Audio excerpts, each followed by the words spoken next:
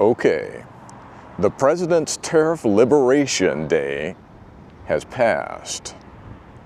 Do you feel liberated?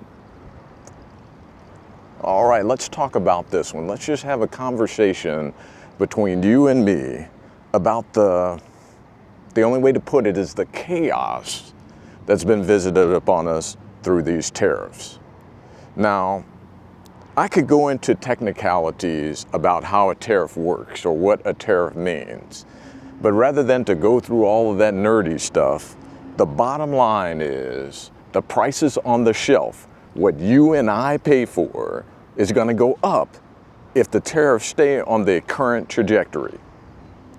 I think China, the tariffs are like 54%.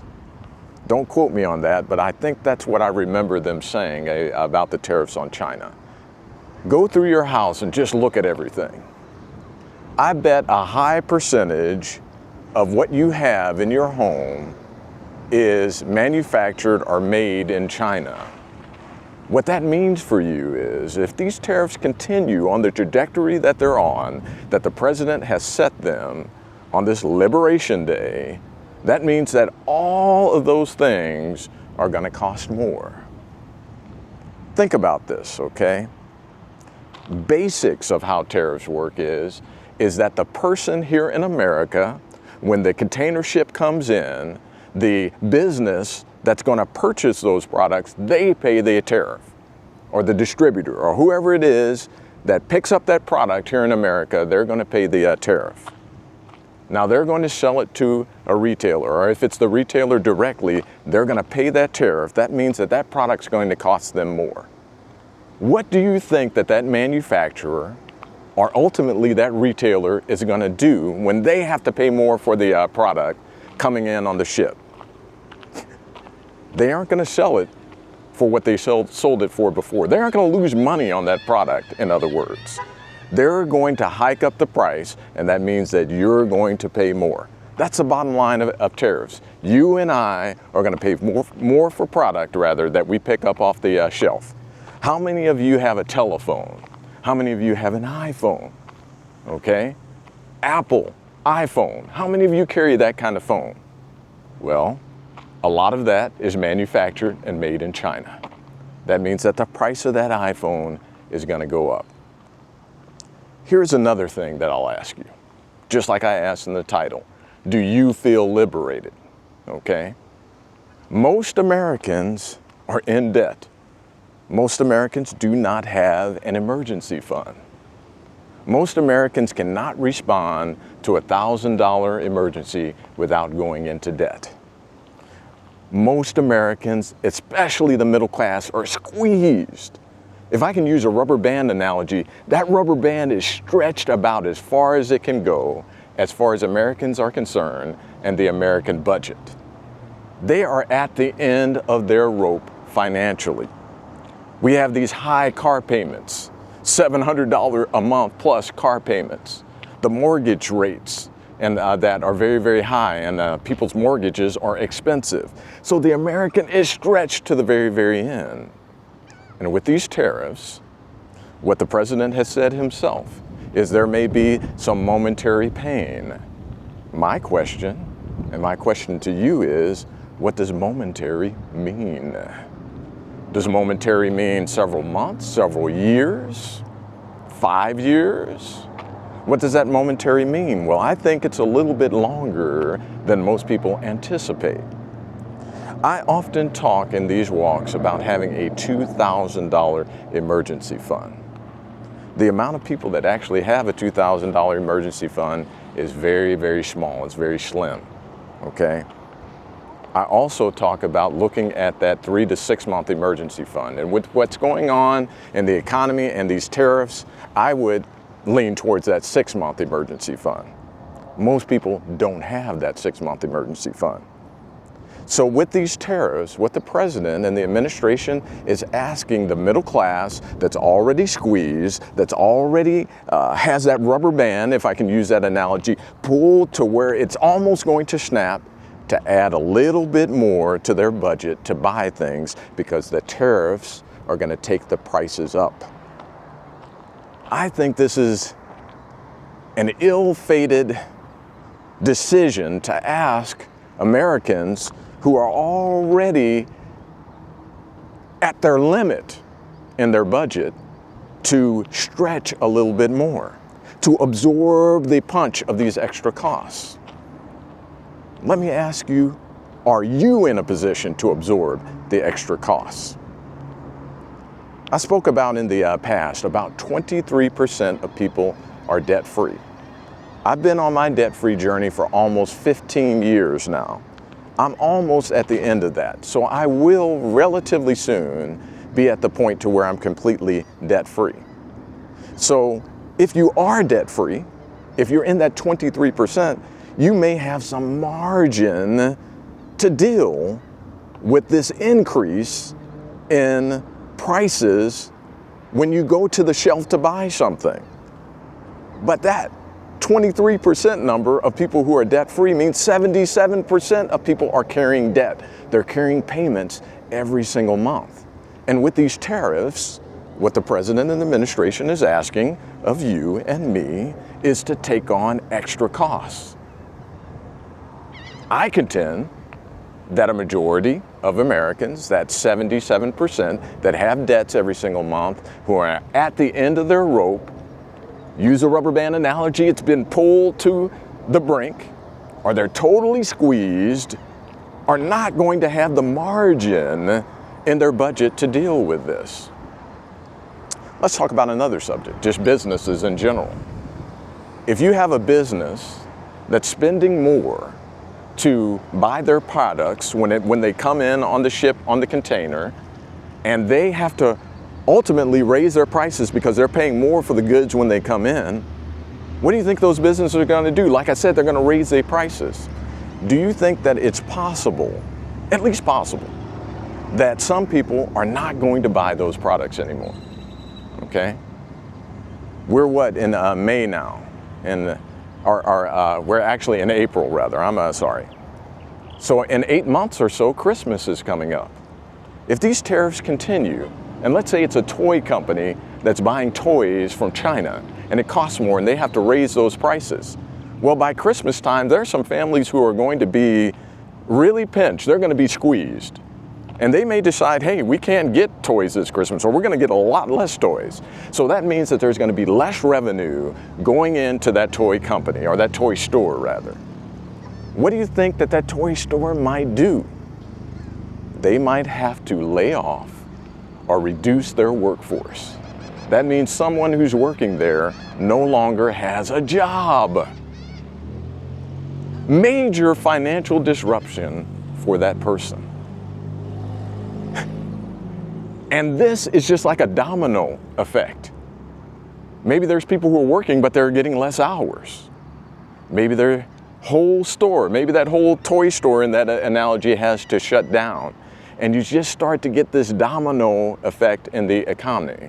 These are the things that could happen with these tariffs. So I would say that for many, many people, you are not feeling liberation. You're feeling anxiety. You're feeling stress. You're feeling imbalance in your financial situation. This is highly dangerous to the economy. There's a whole nother measure called consumer sentiment. Consumer sentiment is way down. People are starting to become afraid.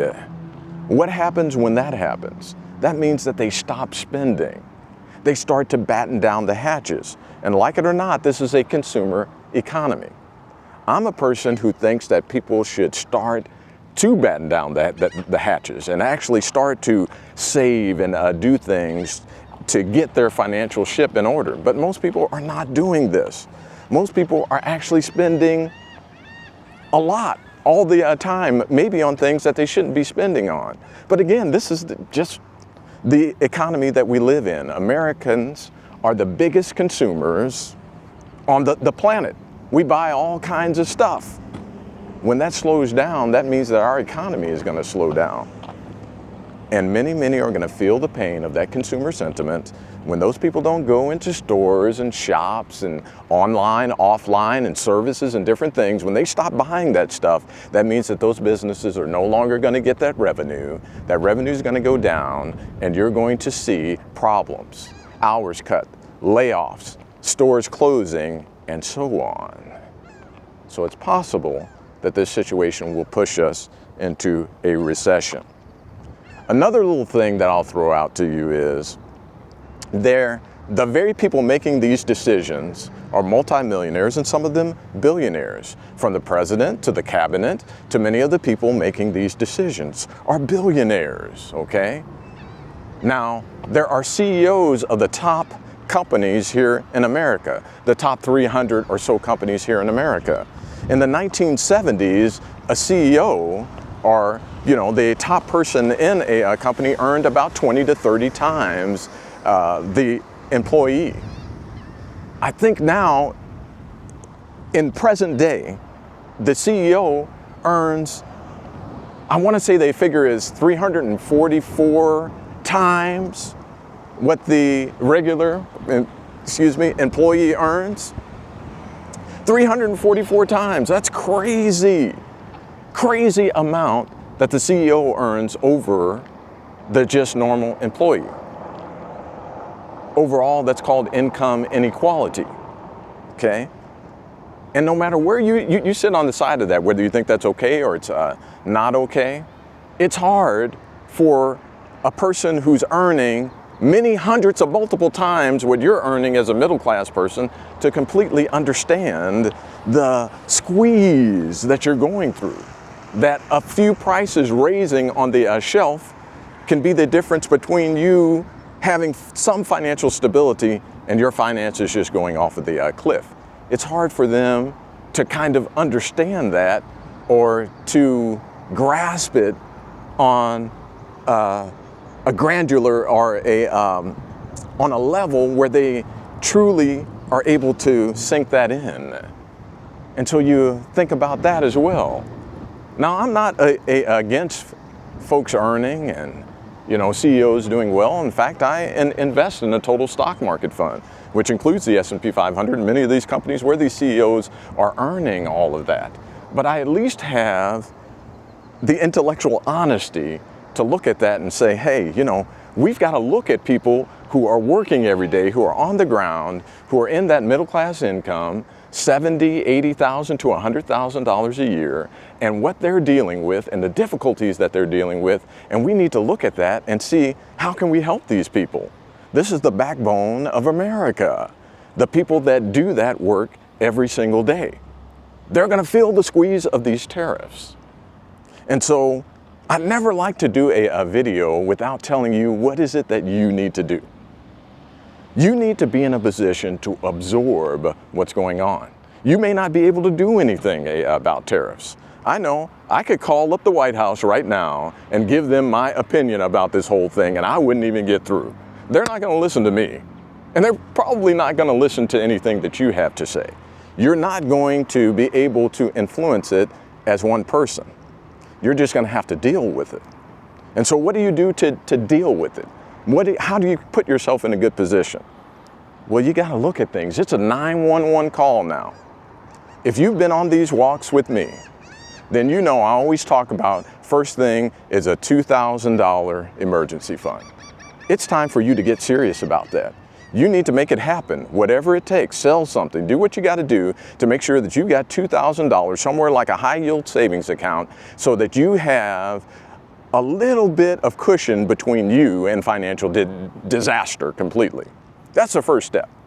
Then the next thing that you need to do is, I often say, if you have a company match with something like a 401k at your work, to take advantage of that. I still think that's a good thing to do, definitely. Because really now, all stocks and all of that are going to be on sale.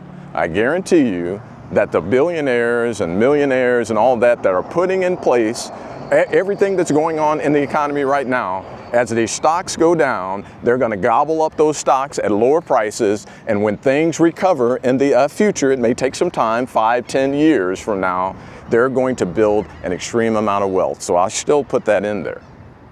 But then the third one, that 3 to 6 month emergency fund, it's time for you to get serious about building that over time, because you're going to need that, particularly if prices go up. You need room in your budget.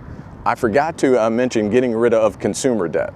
Actually, right after you take advantage of the company match, you want to be getting rid of consumer debt like a madman right now.